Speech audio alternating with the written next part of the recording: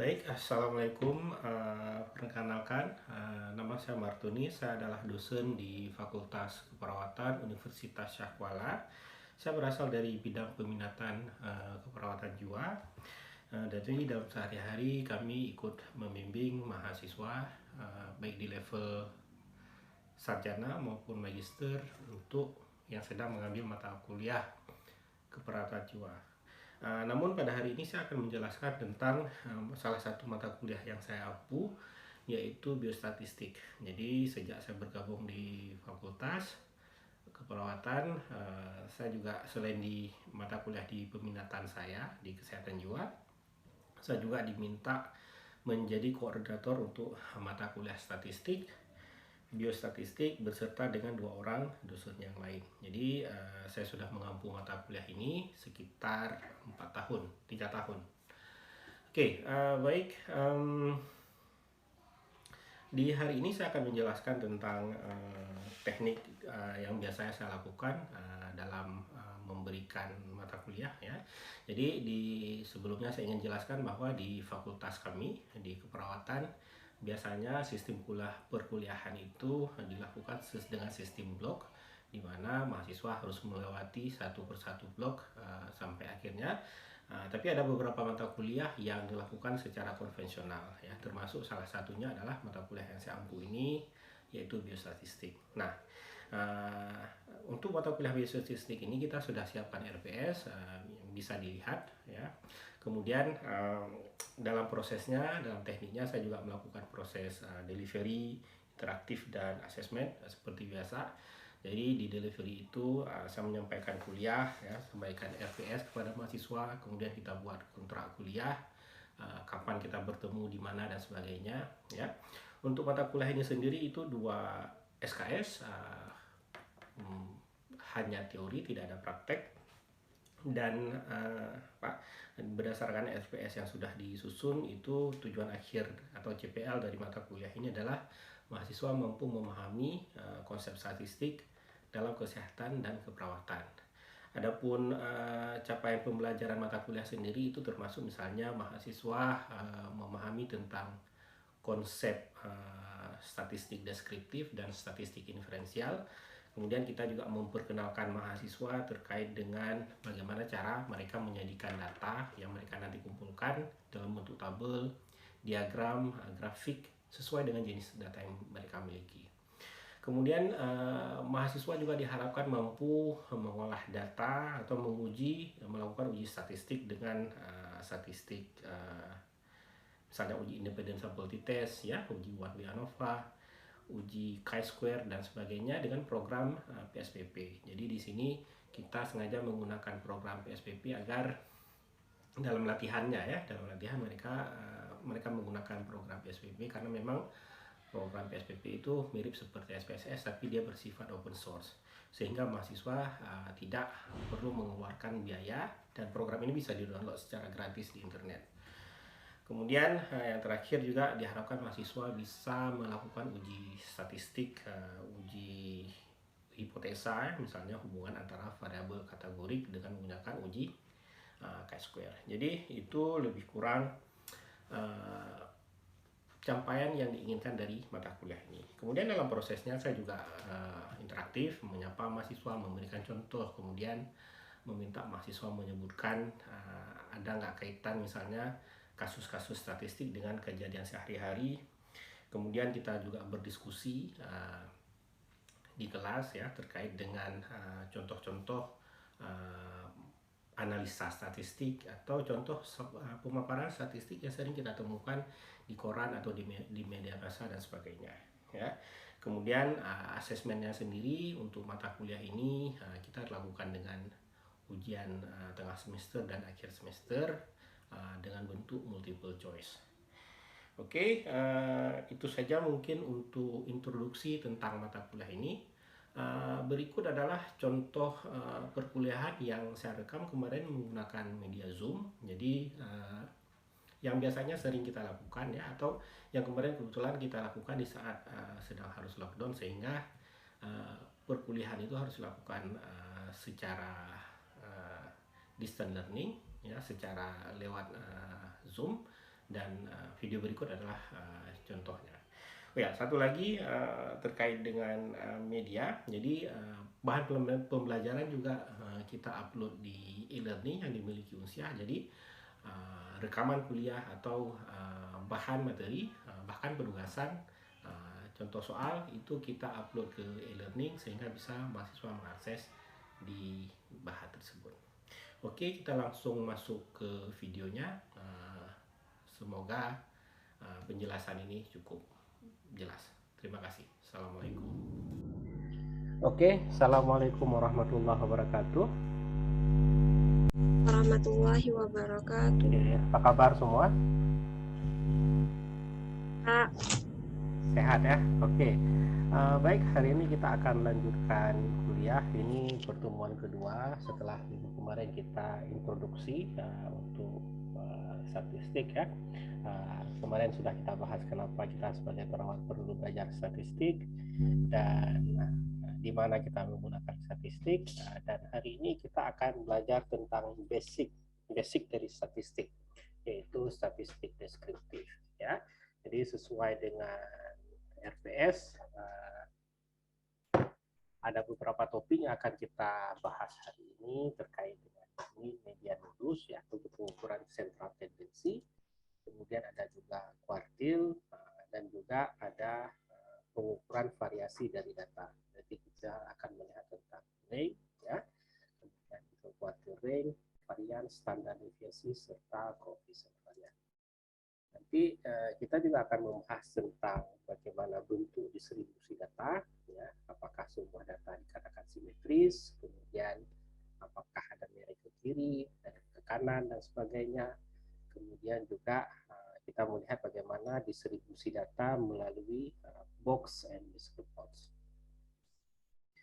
Oke, terakhir nanti kita juga akan melihat tentang koefisien korelasi serta beberapa hal isu etik terkait dengan penelitian. Oke, ini summary dari yang akan kita bicara hari ini. Oke, kita mulai dengan central tendency dulu. Ada yang masih ingat apa itu mean? Apa, Dara? Oh, iya, Pak. Apa itu mean, Dara? Mean itu adalah rata-rata, Bapak. Rata-rata. Kita peroleh rata-rata bagaimana? Rata-rata itu dia berapa, ada banyak data yang kita dapatkan, terus dibagi berapa jumlah semua datanya. Oke, bagus ya. Oke, median. Ada yang masih ingat? Kabir? Apa Diva median, Pak? Oh ya, median. Apa itu median?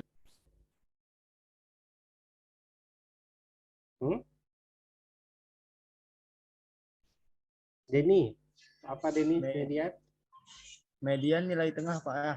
Oh ya, betul. Nilai tengah setelah dari suatu data yang berada di tengah-tengah. Ya, nilai tengah setelah data diurutkan dari yang paling kecil ke yang paling besar. Oke, bagus. Modus, apa itu modus? Modus Diva, Pak. Mau jawab? Mau jawab, Pak.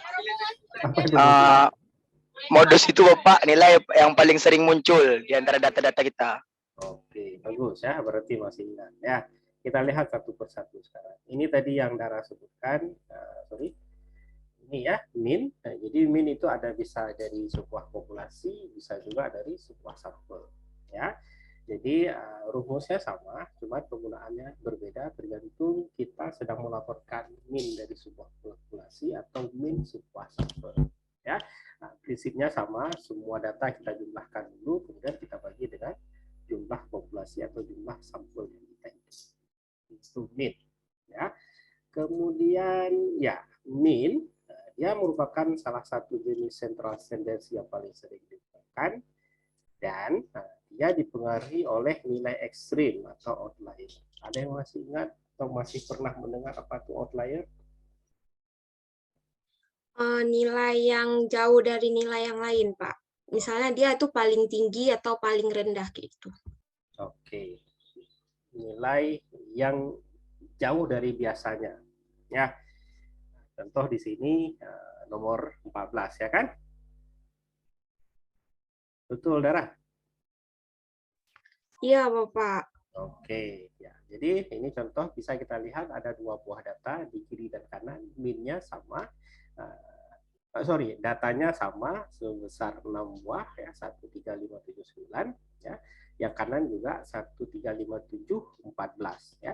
Tapi ketika kita hitung nilai min, dia akan berbeda karena data di sebelah kiri min-nya 5, jadi 1 ditambah 3 tambah 5 dan seterusnya itu 25 dibagi 5 sama dengan 5 ya. Sebaliknya di data kanan karena ada outlier ketika dijumlahkan ini menjadi 30 ya. 30 bagi 5 jadinya 6. Oke, jadi itu outlier. Ya, mungkin pernah dengar outlier itu nilai ekstrim dalam bahasa Indonesia. Oke, median. Tadi Kabir sudah sebutkan median adalah nilai yang paling apa istilahnya? Yang nilai tengah ya. Nilai tengah dia termasuk pengukuran sentral tendensi juga dan dia tidak dipengaruhi oleh nilai ekstrim. Datanya sama seperti tadi ya, seperti data sebelumnya. Ada sampai 9 sebelah kiri, sebelah kanan 14 ya. Kalau dihitung ini jumlah totalnya 25, ini 30. Tapi ketika ditanya adalah median, maka yang kita cari adalah posisi tengahnya di mana. Sehingga median itu ya tidak dipengaruhi oleh nilai ekstrim. Jadi misalnya di sini ada 20 pun, ya, tetap mediannya 5 karena posisi tengahnya ada di angka 5. Oke. Paham ya di sini apa beda min sama median? Paham, Bapak. Oke. Kemudian, nah ini cara mencari median, sedikit hampir lupa tadi. Ya, kalau misalnya angkanya ganjil itu gampang ya, kita cari pas di tengah ya. Misalnya 5 tadi berarti di angka 3. Kalau genap bagaimana caranya? Nilai yang di antara yang tengah itu dibagi 2. Oke, misalnya ada 6 berarti datanya ada 6 berarti 3 tambah 4 dibagi 2 gitu ya. Posisi 3 dan posisi 4 dibagi 2. Oke, betul. Selanjutnya kita lihat modus. Modus itu adalah tadi sudah disebutkan sama teman siapa nama tadi.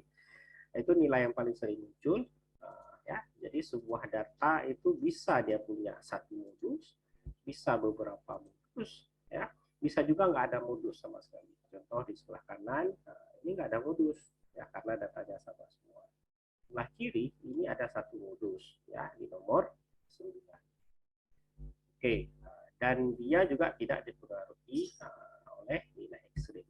Jadi terserah ada ekstrim sekali atau tidak, fokus di sini untuk modus adalah yang paling banyak siapa atau yang paling sering muncul siapa. Ya.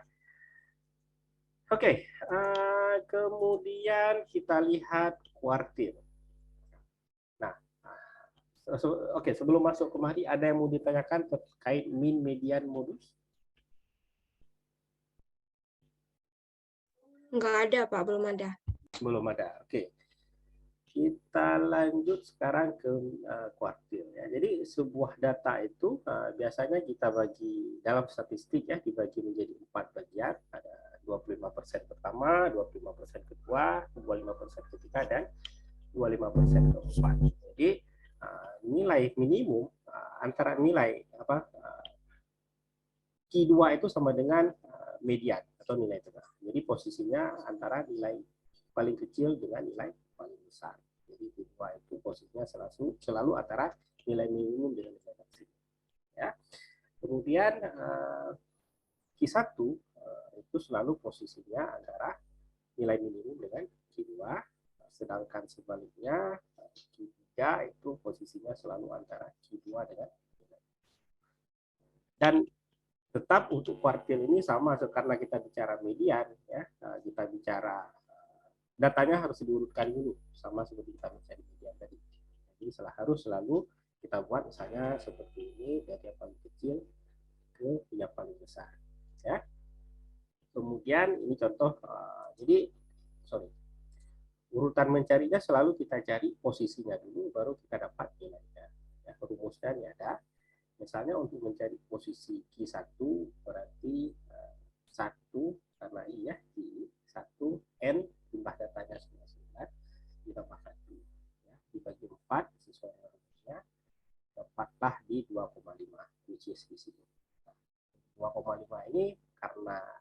berada di antara, ya, tinggal kita jumlahkan dibagi 2.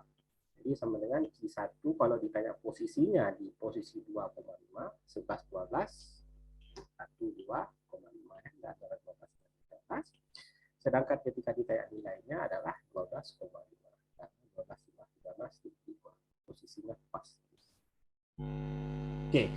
Nah, begitu juga kalau kita cari Q3, ya. Q3 ini Q3 3 tambah N tambah 1 bagi 4, nanti dapatnya di sini, ya, antara 18 hingga 21. Jadi kalau ditambahkan nanti berarti 18 tambah 21 dibagi 2. Seperti itu cara mencari kuartil. Ada pertanyaan di sini? Ada? Pak, Ya. kuartil itu datanya harus diurutkan dulu, Pak ya? Betul. Jadi untuk kuartil datanya harus diurutkan dulu sehingga kita bisa menentukan di mana posisi. Dan tadi kan syaratnya sebelum kita cari nilainya kita harus tentukan posisi. Untuk tahu posisi otomatis kita harus urutkan dulu. Ya, urutkan dari yang paling kecil ke yang paling besar. Lain ada lagi? Nggak ada. Oke, kita lanjut ke materi selanjutnya.